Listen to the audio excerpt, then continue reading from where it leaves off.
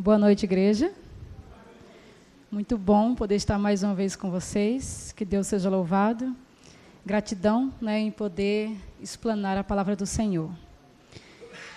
Hoje nós vamos explorar um pouquinho a história de uma mulher, muito conhecida, chamada Ana.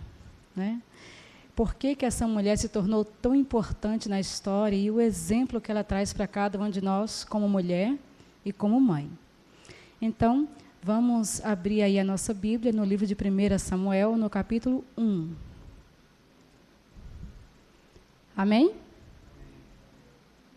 Vamos orar antes de começar a meditar, mais uma vez, pedindo a direção do Espírito Santo do Senhor, mesmo que inspirou esses homens santos a escrever este livro sagrado, é o mesmo Espírito que hoje nos revela essas mensagens.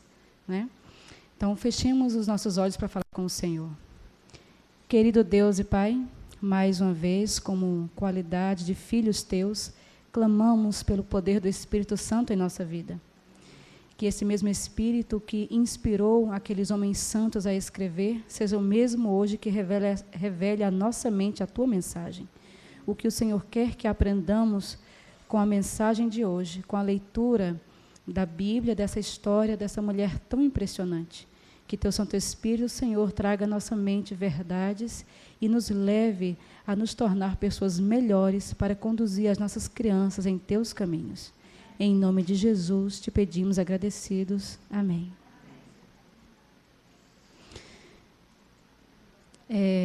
Para começarmos a refletir, você já parou para pensar por que Deus prestou atenção ali àquela mulher em especial? Por que Ele inspirou o seu servo a registrar o nome daquela mulher no seu livro sagrado? Ela era apenas uma mulher comum. Não tinha nada em especial que diferenciasse ela das outras. Já pararam para pensar? Sendo que, naquele tempo, as mulheres eram tidas como inferiores. Infelizmente. Era um tempo de uma cultura muito racista, que não tinha nada a ver com o propósito de Deus, nada a ver com o ideal de Deus. Deus nunca viu as mulheres de forma inferior, nem superiores nem inferiores, mas iguais. Mas neste período e no local onde aconteceu essa história, a cultura ali via as mulheres de forma inferior, onde a sua única missão era servir aos maridos e reproduzir. Para quê? Para perpetuar o nome do marido. Então, essa era a única missão da mulher. Ela não tinha muito valor na sociedade. As mulheres não exerciam cargos importantes. Até no templo, a mulher não tinha um lugar importante e não podia estar no lugar que todos os homens ficavam. Elas tinham que ficar separadas. Então, a mulher era muito inferiorizada naquele tempo. Então, o que moveu o coração de Deus a dar tanta atenção à história daquela mulher e registrá-la neste livro que é tão importante para a nossa vida hoje? O que será? Vamos lá. No livro de 1 Samuel, vamos conhecer um pouquinho quem era essa mulher. No capítulo 1, versos 2 e 3, diz assim para a gente. E este, falando de Eucana, o marido dela, e este tinha duas mulheres. O nome de uma era Ana, e da outra Penina. Penina tinha filhos, porém Ana não os tinha.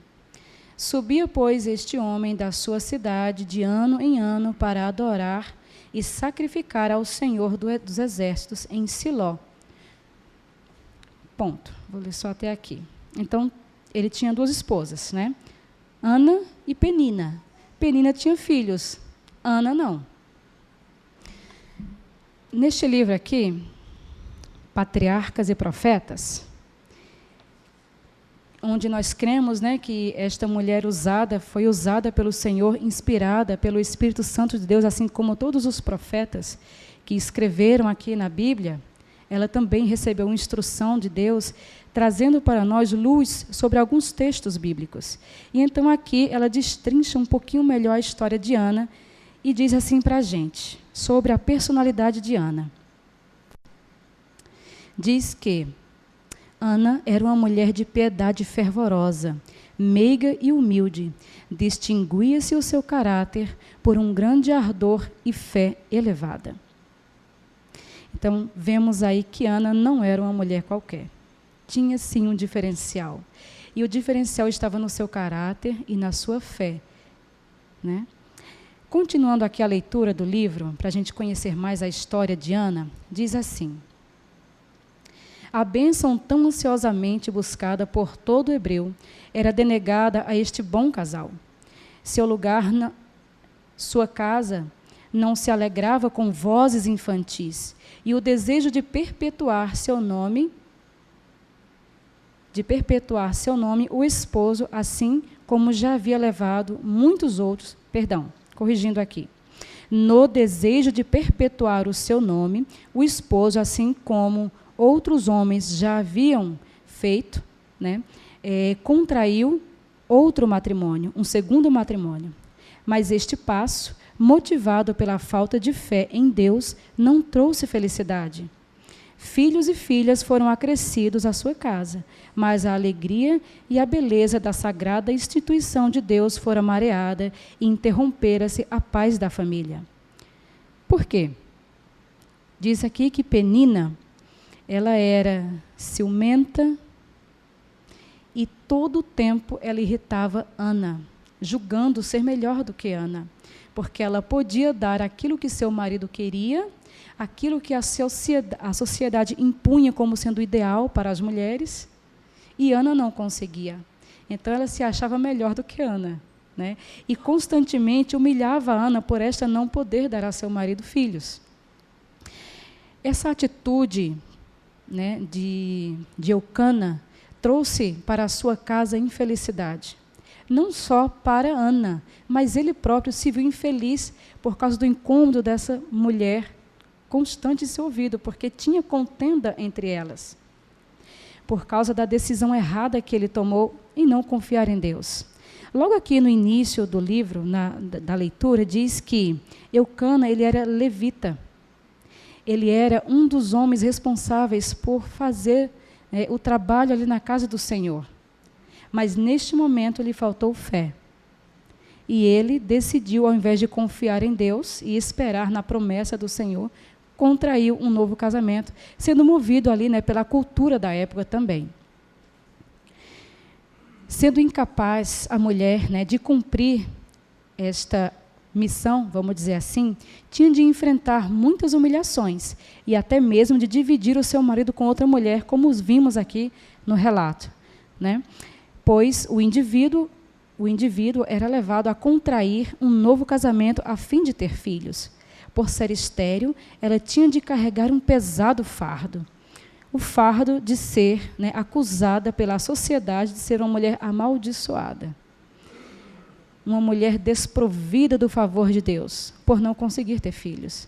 Isso trazia amargura de espírito para Ana e para outras mulheres nessa situação.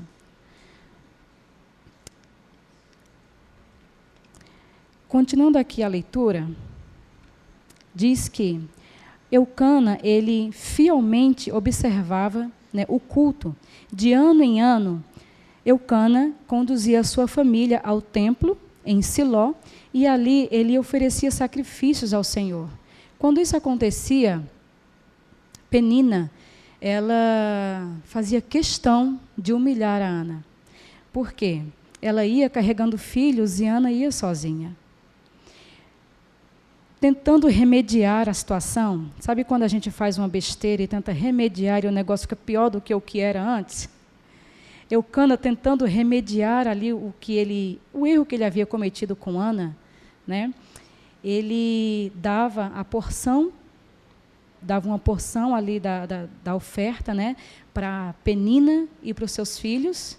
Já para Ana ele dava em dobro, demonstrando assim o amor que ele tinha por Ana e que para ele era como se ela tivesse filhos, que ele amava mesmo assim. Só que essa tentativa, vamos dizer assim, né, de remediar a situação, oprimiu mais ainda a Ana. Porque agora Penina, sendo aquela que reproduzia, que tinha filhos, né, diz aqui no relato, né, do Patriarcas e Profetas, que ela tinha filhos e filhas. Né? Então, Penina, ela reclamava a Eucana o direito de ser a privilegiada. Ela é quem deveria receber a mais. Ela é quem deveria ser mais agradada, receber mais presentes, receber em dobro. E ela reclamava isso e humilhava constantemente a Ana, né, se sentindo enciumada pelo marido demonstrar mais amor por Ana. Isso trouxe profunda tristeza ao coração de Ana, ao ponto, diz Ellen White, que ela não suportava mais. Não suportava mais. E não suportando mais, ela deixou extravasar o seu choro. E, inconsolável, saiu da presença de todos ali. Porque de ano em ano eles iam fazer esse sacrifício em Siló. E depois do sacrifício, acontecia ali no templo festividades. Nessas festividades, as pessoas se divertiam, se alegravam, comiam, bebiam. Né? E aquele era um momento prazeroso, porém não para Ana. Então, diante daquela humilhação, daquele sofrimento, Ana, ela não suportando mais, ela saiu da presença de todos e foi aos pés do Senhor se derramar em lágrimas. Vamos refletir aqui, tentando nos colocar no lugar de Ana. Aquele era um momento onde diz, né, que ela não suportava mais dela extrapolar, extravasar a sua raiva, a sua mágoa, né, a sua tristeza. E vamos dizer assim no popular, chutar o pau da barraca, né, soltar o verbo. Porém, Ana não se enquadrava nos padrões do mundo. Ana era diferenciada. Era o que se esperava e era bem aceitável, né? Eu iria compreender perfeitamente se Ana tivesse uma atitude bem forte ali, mas não foi o que aconteceu. Diz o relato que Ana, ela se retirou e foi chorar sós com Deus. O seu marido tentou consolá-la, mas não conseguiu. Né? Continuando aqui a leitura, diz assim: Ana não proferiu nenhuma censura. O fardo que ela não podia repartir com um amigo terrestre, lançou-o sobre Deus. Ana ansiosamente rogou que lhe tirasse a ignomínia e lhe concedesse o precioso dom de um filho para o criar e educar para ele. E fez um voto solene de que, se o seu pedido fosse satisfeito, dedicaria-lhe a Deus, mesmo desde o seu nascimento. E aqui, para piorar a situação de Ana, aconteceu uma situação muito chata, porque Ana, ela saiu do meio daquelas pessoas e foi procurar um cantinho recuado onde ela pudesse desabafar, abrir o seu coração, chorar, se rasgar diante de Deus. E ali, na sua sinceridade, no seu clamor, na sua tristeza, ela clamava a Deus, só que diz a Bíblia que ela não saía som da sua boca. Né? Ela murmurava baixinho e só mexia com os lábios. E enquanto ela estava naquele momento de súplica, de adoração, o sacerdote ele estava a observá-la. E diz Ellen White que ele, com severidade, a reprovou. Olha só, de quem ela esperava consolo, né? Era aquele homem que era um líder religioso, vamos dizer assim, era o pastor. Não é aquela pessoa que você espera uma palavra de consolo, né, um acalento, foi aquele que a censurou. Ellen White diz assim, naqueles tempos ruins, olha só, naqueles tempos, hein? Imagina hoje, como é que está. Naqueles tempos ruins, tais cenas de adoração eram raramente testemunhadas. Eu fiquei impressionada com o que ela relata aqui. Festins irreverentes e mesmo embriaguez eram coisas comuns, mesmo nas festas religiosas. Eli, o sumo sacerdote, observando Ana, supôs que estivesse dominada pelo vinho. Então, depois daquele sacrifício, aquelas festividades que eram aceitas por Deus, né, que era para ser um momento de confraternização, como, por exemplo, na nossa igreja, né, no sábado, a gente faz aquele junta-panela e todo mundo come junto e tem aquelas conversas agradáveis, então a gente mata a saudade dos irmãos. Acontecia, só que eles chegaram a um nível de desrespeitar a casa do Senhor.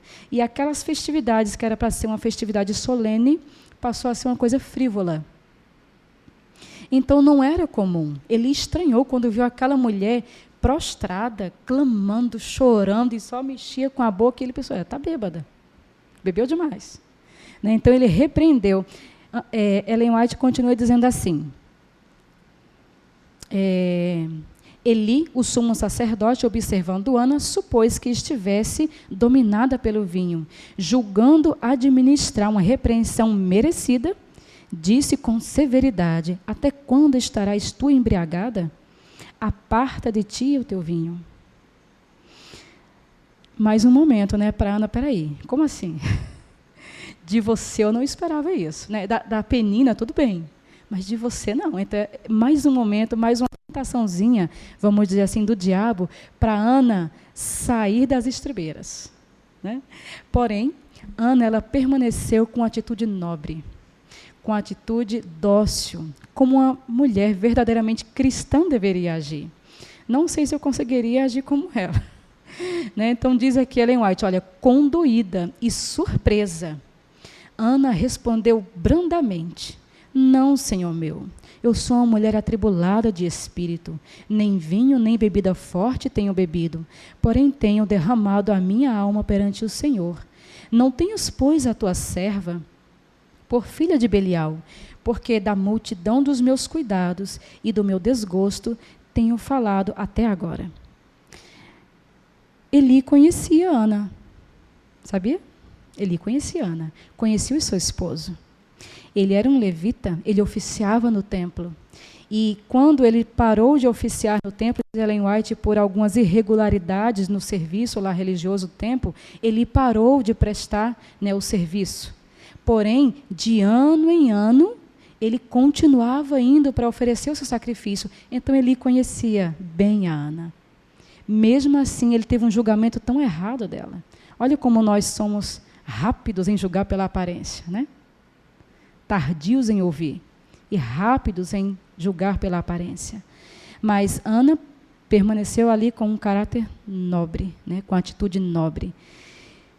O sumo sacerdote ficou profundamente comovido, pois era um homem de Deus, e em lugar da repreensão, proferiu uma bênção. Agora, Ana voltou para casa. Será que a oração de Ana foi atendida? Foi? Foi. A oração de Ana foi atendida. Deus atentou para o sofrimento da sua serva e deu para ela, né, o presente tão desejado. A partir daqueles dias, né, Ana novamente pôde ver na sua casa um júbilo de alegria, porque agora ela tinha nos seus braços, né, o tão desejado filhinho.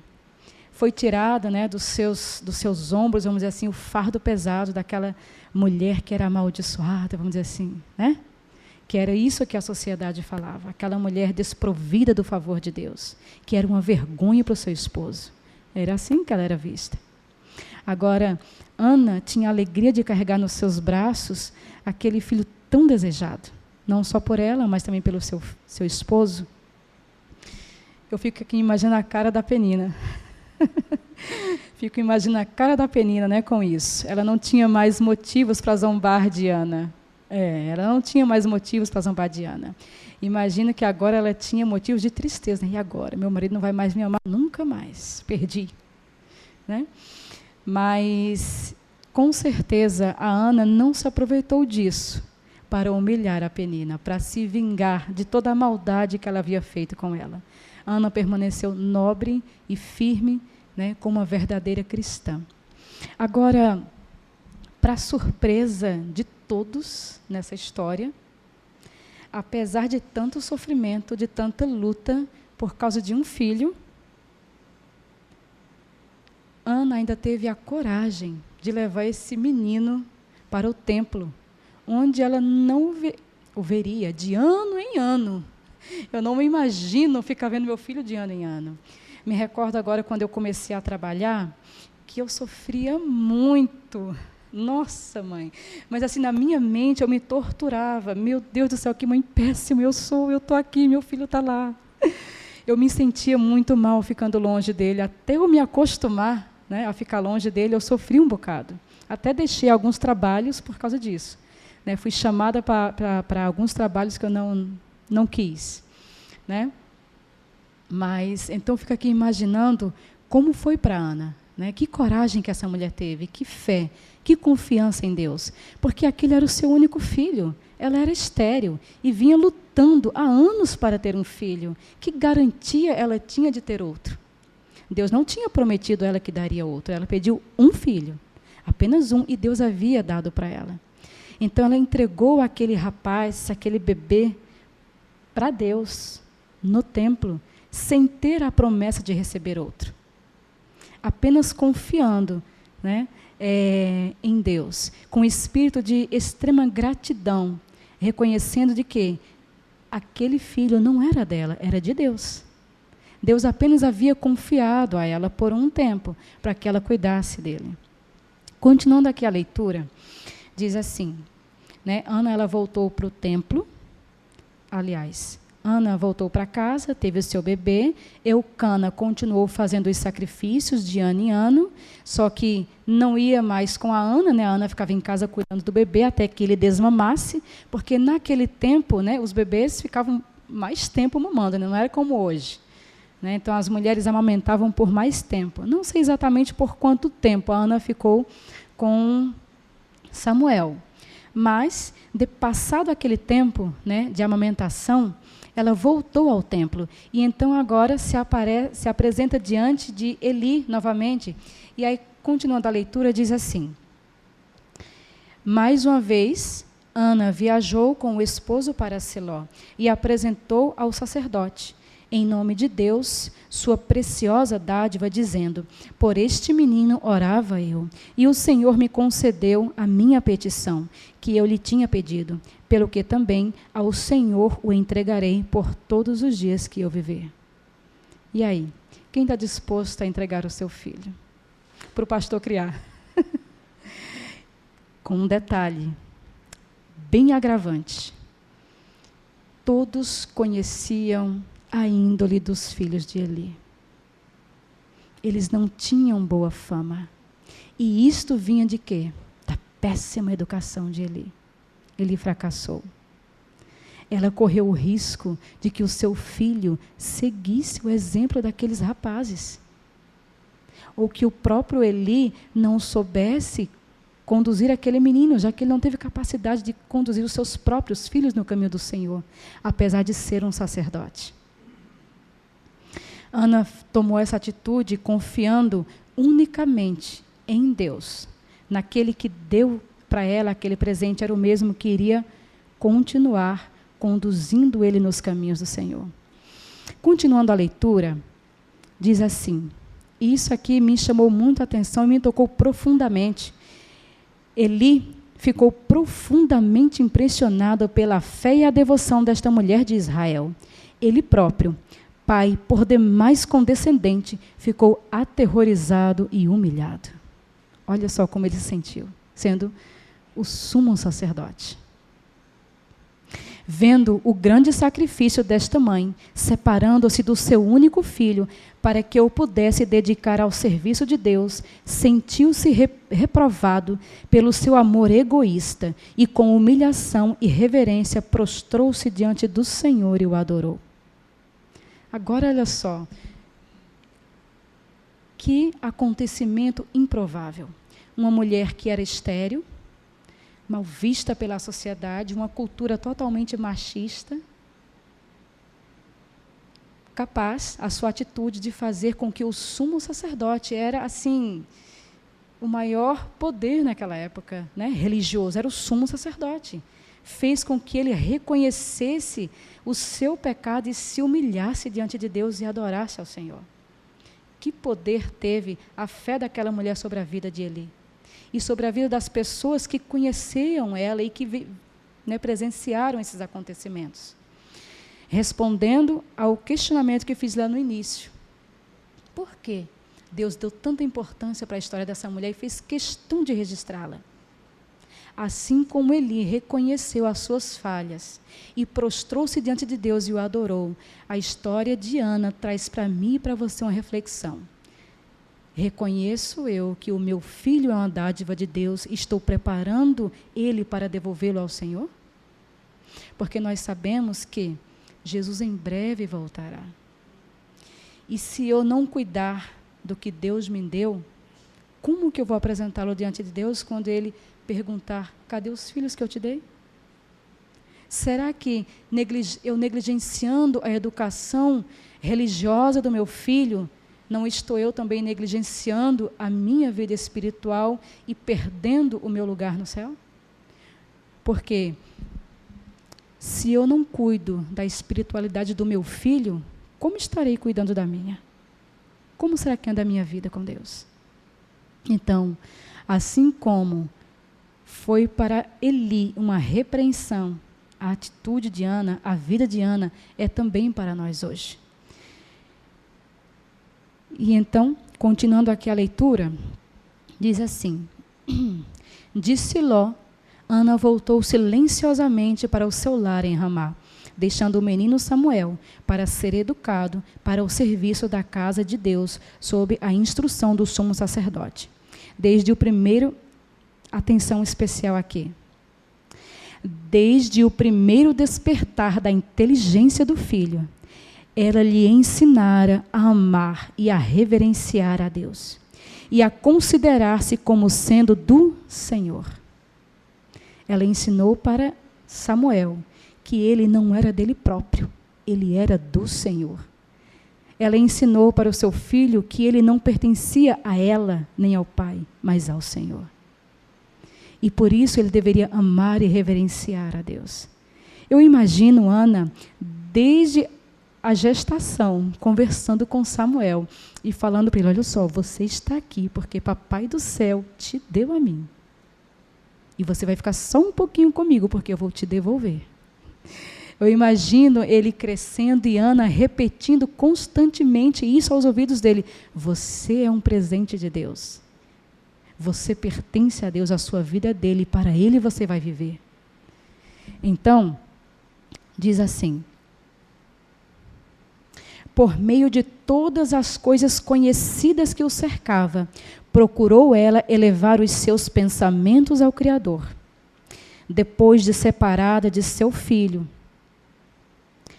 a solicitude da fiel mãe não cessou. Cada dia ele era objeto de suas orações. Cada ano ela fazia com suas próprias mãos uma túnica para o serviço. E subindo com o esposo para adorar em Siló, dava ao menino esta lembrança de seu amor. Cada fibra da pequena veste era tecida com uma oração para que ele fosse puro, nobre. Eu acho que eu pulei uma linha. Espera aí. Cada fibra da pequena veste era tecida com uma oração, tá certo? Para que ele fosse puro, nobre e verdadeiro. E aqui, atenção bem especial também a esse pedacinho aqui da leitura.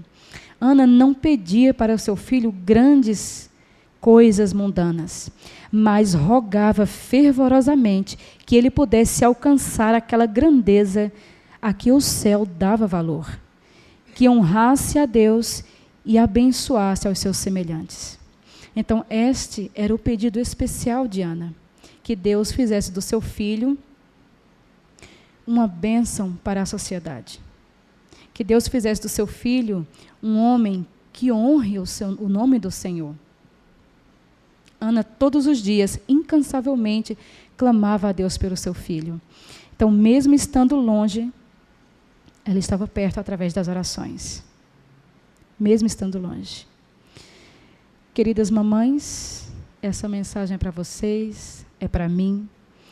Estamos nós dedicando as nossas orações ao Senhor, pensando em nossos filhos, buscando a Deus por eles, Aos papais também, ele falou aqui, né? Porque no caso ali, Eli era o papai, né? Não é mencionado na história de Eli a mãe, né? Mas é falado dele por quê? Porque além do pai, ele era o sumo sacerdote, né? Então tinha assim uma missão dobrada, né, vamos dizer. Mas os pais hoje são os sacerdotes de casa. E as mães também, sacerdotisas, né? Então cabe a nós cumprir a nossa missão fielmente, assim como Ana. E aquele que não cumprir esta missão terá de prestar contas com Deus. Terá de prestar contas. Eli prestou contas com Deus. E pesado foi o juízo de Deus sobre Eli. Pesado. Porque um homem que conhecia tanto o Evangelho, conhecia tanto a Deus, e teve os seus filhos desonrando a Deus abertamente dentro do templo. Se nós não repreendermos os nossos filhos, não o amamos de verdade. Porque o próprio Jesus diz que ele ama, não, que ele castiga e repreende a todos quanto ama. Se Jesus agiu desta forma, como deveria eu agir? Sendo que ele é o meu exemplo, é o maior exemplo. Nós vimos aqui um exemplo de Ana, mas Jesus é o nosso maior exemplo. E Ana só pôde dar este exemplo porque estava sendo movida por ele. Então, que o Espírito de Deus coloque em nosso coração o desejo de sermos fiéis ao Senhor. Colocar o nosso Deus em primeiro lugar em nossa vida. Ao ponto de conduzir os nossos filhos no caminho. Mesmo que para isso tenhamos que dizer não. Porque, infelizmente, né, os nossos filhinhos teimosinhos acham, né, que a gente diz não para eles porque não amamos. Né? Mas não é. Essa é a verdadeira demonstração de amor. Quando você diz não para aquelas coisas que você sabe que não vai ser boas para eles. Né? Que o Espírito de Deus coloque em nosso coração esse compromisso de consagrar os nossos filhos, a nossa família a Deus. Para que a nossa vida, assim como Ana, também possa ser um exemplo para as pessoas que nos conhecem. Amém.